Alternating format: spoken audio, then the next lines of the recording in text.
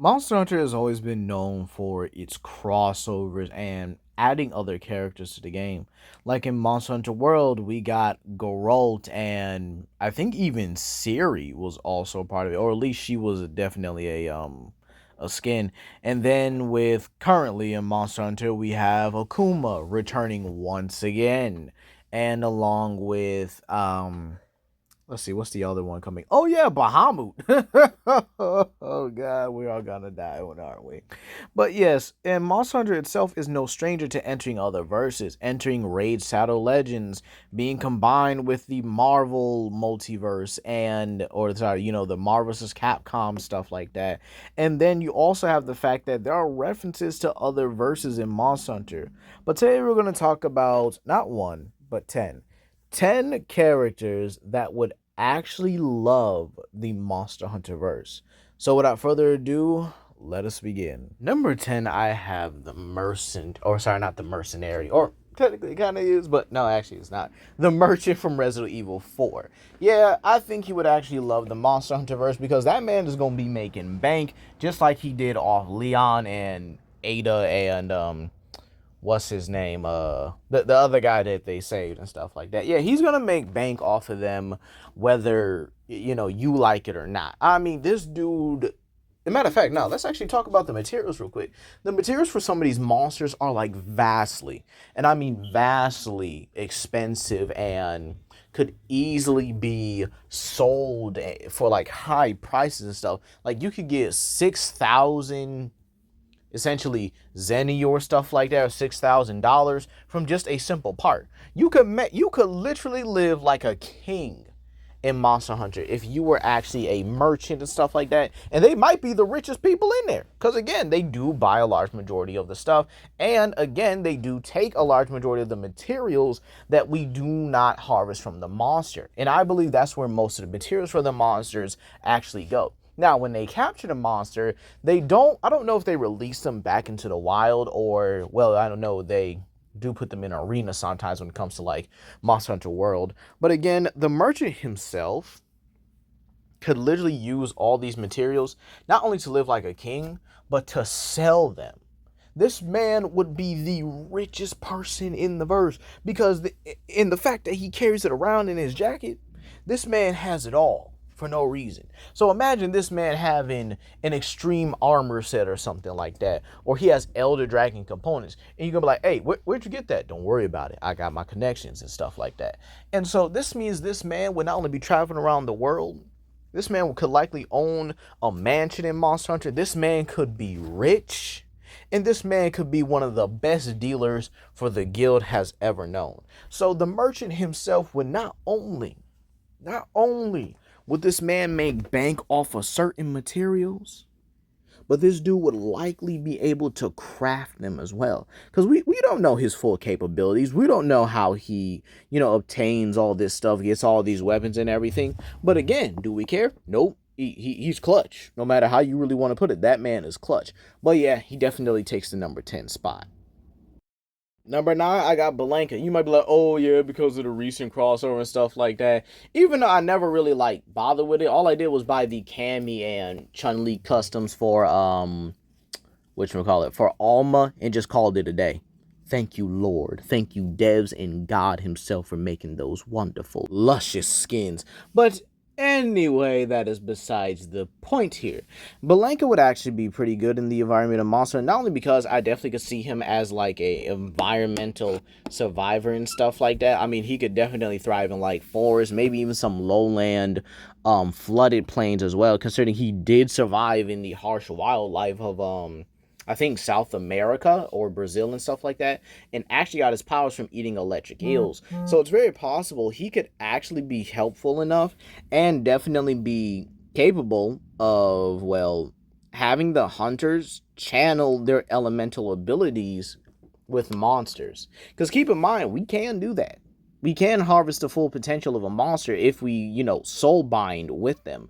So this means that if a hunter decides to, fully give himself over and bend the monster to as well, Blanka would actually be a very good teacher for that. And again, I don't see a reason why he wouldn't be. I mean, this man has literally mastered his own beast, has mastered his own elements, so he would definitely be helpful for characters like people who wear the Lunagaran armor, and definitely people whatchamacallit, definitely people that would love to have the monster's ability. So he would be an excellent teacher in that regard. But yeah, he definitely gets the number 9 spot, because not only would he be able to survive in this environment, probably be found in the flooded forest or something like that, but he'd also be a great teacher on how to not only channel the abilities of other monsters, but being able to use them in combat. Number 8 is definitely Craven. Now you might be like, whoa, whoa, whoa, legendary. Why is he so low on the list? Because he would die. That's why he's so low on the list. This man would immediately get killed by the guild. Now you might say, oh, well, why is that? Craven is a hunter. Yes, but he is not a hunter in the traditional sense. You see, Craven himself is essentially, I mean, he doesn't like poachers, but he kind of operates like one. He hunts all these animals, butchers them, and then uses them for ritualistic ritualistic augmentations and stuff like that. And Craven would definitely hunt some of the best monsters. Don't even get me wrong about that. Dude would be hunting monsters down left and right without any hesitation, right? But here's the thing. He would do it without authorization, as he feels like no one should have the authority to give this man any type of orders to do their hunts. This means not only would he be seen as a threat to the environment, but a threat to, well, basically the guild itself here. Because again, Craven has no problem hunting down people. This means it's very possible he would turn his sights onto the monster hunter himself, or basically our character. Now let's be real. If we really wanted to, we would box Craven up like it's a 9 to 5. Like we would put that man literally in a shoebox and then ship him back to his crew. But the thing is, having Craven and his hunters in Monster Hunter, oh yeah, guilds are definitely getting called. Guild Knights are definitely getting called, especially after they mess up or hunt down multiple monsters in a quick succession, likely destabilizing the ecosystem. And again, keep in mind, these guys are ruthless and really don't care. They'll even harm innocent people if they really feel like it's necessary. So, in all honesty, yeah, I think Craven would be dead. I would probably say he could survive like a month in Monster Hunter. Definitely a month, excuse me. He would definitely survive a month in Monster Hunter, but once he tries to like attack the hunter may as well kill him and definitely give him the death he so rightfully deserves. But again, when it comes to like the guild knights and them having to deal with Craven, yeah, they'll get him, and they'll get him quickly and as soon as possible. As for his crew, they really don't have much of a chance after that. So this is why he's number 8. Number 7, I got Dr. Henry Wu. All his resources, everything into the Monster Hunter verse. And I find it funny that, he is on this list, but again, he would actually enjoy the verse. And believe it or not, I actually think he would work under the guild, but would be doing, his usual shady operations right underneath their noses. Because keep in mind, if we include Jurassic World the game, and let's say he has that, an entire island with his resources and stuff like that, there are barely any tough monsters on there, he would actually be able to make a solid living. I'm not even lying. This dude would actually have his own private island with his own hybridized, if not fully enhanced, creatures. Because keep in mind, being able to boost a creature beyond their normal capacity to the point where they can fight against things like Tyrannosaurus Rex, because again, you can throw a Smilodon and a Dinotherium against T-Rex, and they can win. Even if they're both level 40, there's still one side that can win. Imagine being able to boost the creatures to those kind of capabilities and being able to boost the hybrids to those kind of capabilities. The DNA combinations he would have in Monster Hunter would absolutely be frightening. The sheer amount of monsters he would create. And this isn't even an understatement. This man could create genuine nightmare fueled monsters. Things no hunter would even be able to fathom afterwards. And in all honesty, the armor may look sick. I ain't gonna lie, but again, some of the things here, it would just be so unnatural and he wouldn't be able to fathom it. But once the guild discovers that he's been making these kind of creatures, they're likely gonna have to make a decision. I think Wu is definitely dead at that point, right? But his creatures, they they wouldn't hunt them. I don't think they would. I don't even think they would kill them at that point because again, they are living, breathing creatures that have just been, created to live a certain way. And in the world of Monster Hunter, kind of like Jurassic Park, life finds a way. Arkveld was literally artificial, when he came back, an organic artificial being when he came back in his guardian form, and yet then became his vanilla self, his original self after a while. This means that Dr. Wu could create an entire species of creatures that don't know where they fit in the food chain, and then they wind up finding a way to fit in. Now again, some creatures may die off their first chance. Okay, that does happen. But again, some of these creatures will likely find a way to be in the ecosystem, adding them, to their respective environments. And then after that, it's just, well, Wu's gonna have to die. He's gonna have to get killed. And just like in the novelization, hopefully he does die to his creatures. Because again, I don't know what the guild will do to him if they, find out he's been doing this kind of shady stuff. But overall, yeah, I do see Dr. Wu dying at the end of it. Number 6 is our only shared space on this one, Hiccup and Astrid. And this would actually be a pretty interesting story. Not the fact that I'm going to do it as a what if anyway, but again, I am going to be doing, what if Hiccup and Astrid were in Monster Hunter? Just them and Burke itself, right?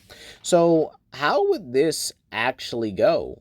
I mean, Astrid would definitely be the hunter, and Hiccup, considering how he was, I think he would try to be a hunter, but I think he would definitely fit more of a researcher as well. So this would mean he's technically Astrid's handler. Oh god, that is actually hilarious at the same time. Because again, Hiccup being the scrawny, weak kid of the group that always got bullied, now being the one to call the shots on what Astrid hunts and does not hunt. As for Hiccup's companion, I would give him a Malfestio, as it fits all the niches that kind of describe Toothless. Fast, stealthy, very attuned with its environment, and in all honesty, it fits him greatly. Other than that, the only other creature I could definitely see that fits is Nargacuja, but that would kind of be a little too obvious, even though I'm not opposed to giving him Nargacuja. But Astrid, the likely the best potential to be a hunter in the village. That's how I would definitely write the story. And Astrid, believe it or not, would be a great huntsman, or a huntress, if you will. And I think her weapon is kind of simple. The switch axe. I mean, let's just be real. Let's just be real. The switch axe is just already there. Unless we just give her a great sword variant of the axe, which is, not impossible. I mean, we have scythes, a scythe version of it for, I think it was either a Latreon or Sapphire Geo, whichever one it was. But she'll definitely have a switch axe armor, a switch axe set and stuff like that. As for her armor, I really don't know. To be honest, I think she would definitely fit a Gold Rathian, but I could also see her wearing Kol Taroth as her signature Elder Dragon armor. And oh god, that actually sounds so hot at the same time, because again, Kol Taroth's armor was just absolutely beautiful. But yeah, these both are the only shared spot on this list because I think Hiccup definitely could have a story arc where he tries to become a hunter, but it just doesn't work. And maybe their mentor being like the huntsman, or maybe your hunters training them like how he's training Nata, and then Astrid just proves to be his most fruitful student, and yet Hiccup's just kind of lacking behind. And so this forces Hiccup, or, makes Hiccup want to prove himself. And so he tries to do it in his own way, winds up befriending, if not adopting, a Nagakuja or a Malfestio, and then winds up proving to be something far better at the end. Believe it or not, that is the way how I would definitely write the story. But again, Hiccup and Astrid both would love this verse and definitely love it together. As for Berk, they could definitely make it work as well as a trade village. So yeah, they definitely take the number 6 spot. Number 5, I have the Yautja. And let's be real. Any regular, standard, honorable Yautja would be welcomed by the guild. And it's very clear that if bad bloods do enter Monster Hunter, they will get eviscerated by a guild knight, if not by a hunter. Either way, I mean, they're taking care of the bad bloods. But I do believe the Yautja would actually love being in Monster Hunter and would actually come by for years upon years, and I mean upon years to come.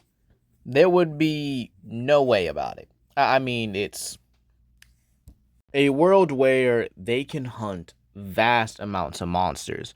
The Shaguma, Devil Joe, Rajang, even Elder Dragons. And in all honesty, the hunters would likely be impressed by the predators would be impressed by the hunters. Think about it, right? The hunters are basically predators themselves. They're viewed as threats even by the monsters. Like, they're not just seen as potential prey, they're seen as genuine threats, possibly as the ultimate predator, if you will. And again, I can actually see some Yautja likely, I guess you could say, being infatuated with the hunter, if you will.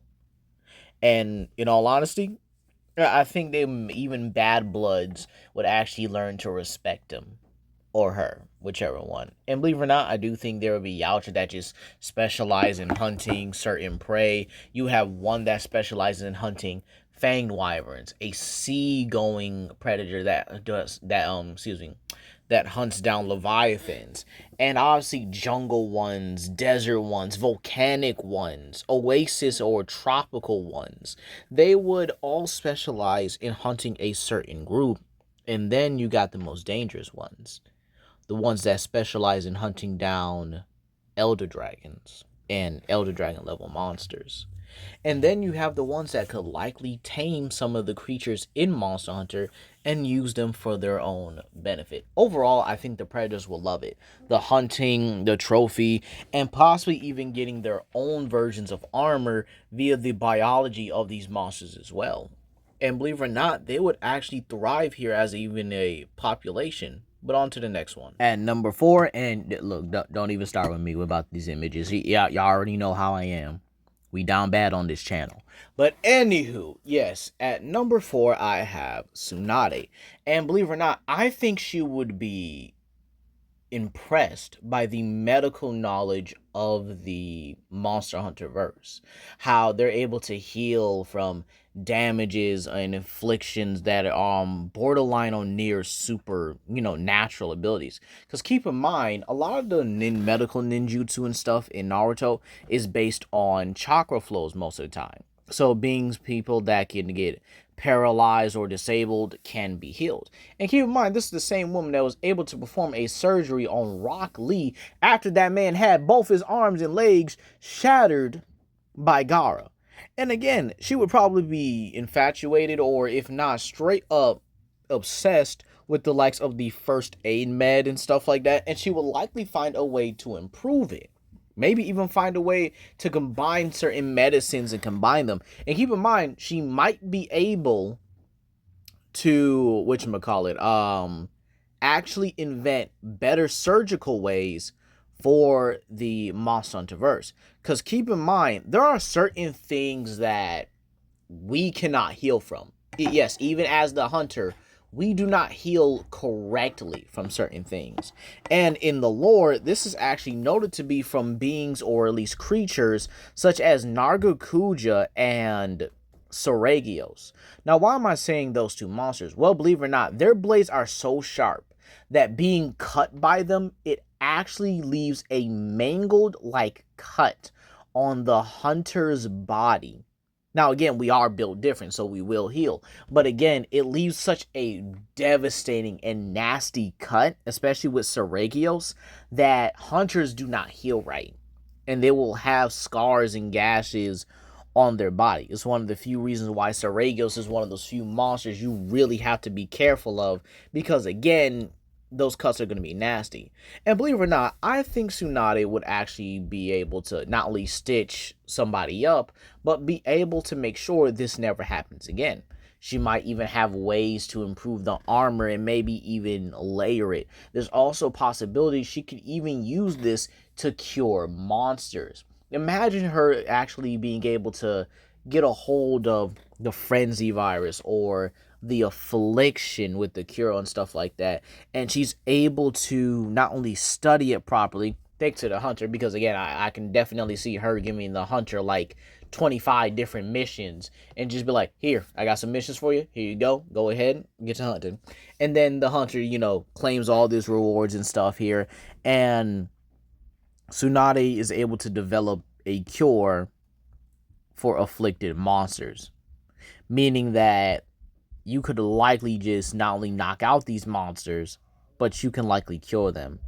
And not sure how that would pretty much end up here. Maybe you would have to use something like the the switch axe, where you basically have to inject them. Like, here's your daily dose of fentanyl, right?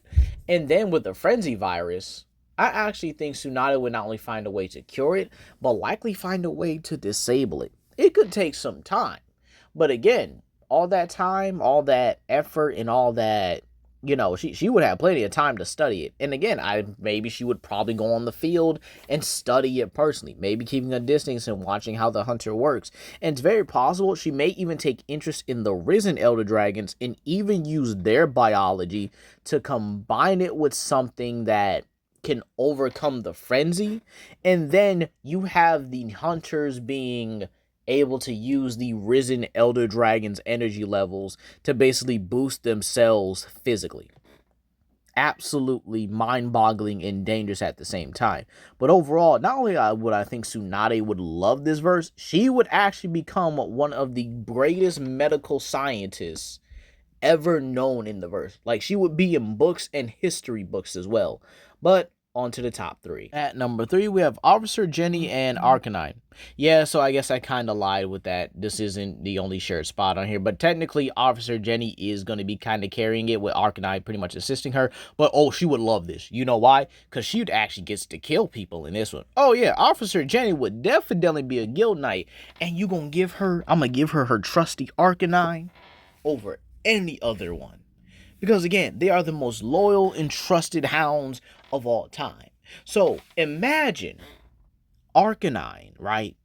And you see Jenny with her guild's knight armor, and she just rides this creature. Not only that, Arcanine likely could survive the verse. And I actually do have a video, or a survival video, planned just for Arcanine. Like, just for the species in general, how they would fare in Monster Hunter, how they would do. And in all honesty, they might even bulk up, to be kind of honest. They would be absolutely devious. And again, imagine her working for the guild. Ain't no hunter safe. Ain't no poacher safe. Ain't no rogue black market dealer safe. Okay? And ain't nobody safe from no Arcanine. Because all Arcanine got to do is just sniff you once. It's going to remember your scent. Then when Jenny's like, all right, go ahead and get to tracking, Arcanine's going to get you. And then Jenny, ooh, she going to enjoy this too. I could definitely see her with a heavy bow gun, maybe a light bow gun, or maybe just a bow. I'm not sure. She would likely enjoy the sheer fact that she gets to kill her enemies this time. Ain't no arresting nonsense or none of that. Like she got to do with Team Rocket and Hunter J. Hunter J would definitely be dead in the verse. Let's just be kind of honest here. But yeah, she would definitely have the tools and means to be an absolute menace when it comes to the Guild Knight. Ain't no way y'all telling me Officer Jenny would not enjoy the fact that she gets to kill her enemies and still gets the praise and gets paid, all that good stuff, okay? She'd have no problems. She might even work with the hunters every now and then. But again, she'd be like, all right now, you almost did something illegal there. I saw what you did with that gun lance. We don't do that here. But yeah, overall, I definitely think that Officer Jenny would love the verse. Her Arcanine would likely become a staple creature as well. I think Arcanines would be great in Monster Hunter because, again, fire breathing wolves. But yeah, she's definitely the number 3 spot. Number 2, I have Android 17. Obviously, you know what he's about to be. Legendary Park Ranger. And keep in mind, even if we put him at his Cell Saga power level, which is around I believe it was around the large star level, considering they were massively above Frieza, who blew up Planet Namek, which is a large planetary to even dwarf star level feat, I believe. Or again, definitely a star level feat, considering how big the planet was as well, and the fact that Frieza did destroy Planet Vegeta, which has 10 times the gravity of Earth, and that calculator actually does get to star level pretty easily. So, yeah, you kind of have that for the Android Saga, and they're just significantly above first and final form Frieza. Probably even full power Frieza as well, if I remember correctly. But yeah, Android 17 being a park ranger, it would actually be interesting, because imagine Android 17 actually protecting a reserve for Monster in Monster Hunter. And I actually think his most protected creature would definitely be Monoblos, because Monoblos was actually enlisted on one of the few creatures that could have been endangered. I'm not sure fully if it was labeled as an endangered species, but it was definitely on there. So Android 17 likely protecting these creatures and maybe even forbidding the guild to actually fight them, and says that he'll simply handle it. This may mean he may just use his barriers to contain the creatures and then just simply transport them to a whole nother area. And in all honesty, this would help. There are probably a lot of endangered creatures out there. And then with poachers and stuff like that, well, they're getting vaporized. It's either the hunter gets them, the guild knight gets them, or the legendary super android park ranger gets them. Yeah, there's no way. There's no way they're beating 17. And he would love it. The nature, the animals, the creatures, the various forms of fauna here. But in all honesty, he would do a great job. Like, dude would definitely go down in history as one of the best wildlife preservationists in the history of Monster Hunter. Maybe even going to Frontier a little bit. But now for number 1. And number 1, I think it was kind of obvious he was going to be on this list. I could have included the Dynamax in general, but I think Grimlock especially would take care of the verse, in all honesty. You see, G1 Grimlock here is actually a little bit of a softie. Don't tell him I said that. I swear, please don't. He'll find me. But like I said, he does care about animals. He cares about nature. And the funny thing is, you could even put the most violent, dangerous, and aggressive dinosaur in front of him, like One Eye from the Speckles the Tarbosaurus movie or show or whatever, and he'd still just knock him out and then transport him somewhere else. And believe it or not, in the entirety of Dinobot Island, they weren't going to harm a single creature there. Not the plesiosaurs, the tyrannosaurs, the sauropods. It did not matter what it was. They weren't going to hurt them. They weren't going to harm them. The Dinobots actually cared for all the creatures of it. Even if they was going to eat people, they was like, no, don't eat that person. And we still ain't gonna hurt it anyway. Might as well just, take care of it now. But these Dinobots were actually caring for these animals. They would let them be. And, Grimlock in the Monster Hunter verse would likely be very gentle. And I think it would be funny to see him, like, imagine him fighting a Devil Joe and the fight gets like super intense, but you see Grimlock just like, don't worry, you'll be finding a great home very soon. Like, bro, if you don't just lock in and start beating the mess out of this monster. However, I do think that when it's explained to him that he does have to kill certain monsters because there's no way the guild can contain them, I think he would actually be very sad about it. Because I don't think he would want to kill Xeno'jiiva, Sapphire Jiva, or Shara Ishvalda. I don't think he really would. Same thing with Guardian Arkveld and Zoshia. I don't think he would want to really kill them because they are still beings that, he would see them as living, breathing beings that just want to survive. Same thing in Monster Hunter Stories with Elutra. He wouldn't want to kill her. He would want to maybe subdue her and transport her somewhere where she can likely stabilize herself. But again, some creatures just can't be contained. Some creatures really just can't be subdued and contained until, you can do something proper with them. Some creatures do have to be put down in Monster Hunter, and I think Grimlock having to come to grips with that, or maybe even learning that he can't keep doing this, actually would maybe break him a little bit. I think he would be upset about it. I think he would be mad about it because, again, at the end of the day, he does care about life. And I could actually see him doing this with something like Bloodbath Diablos and Scorn Magna Mallow. Maybe they actually allow him to not only contain them, but transport into a different area.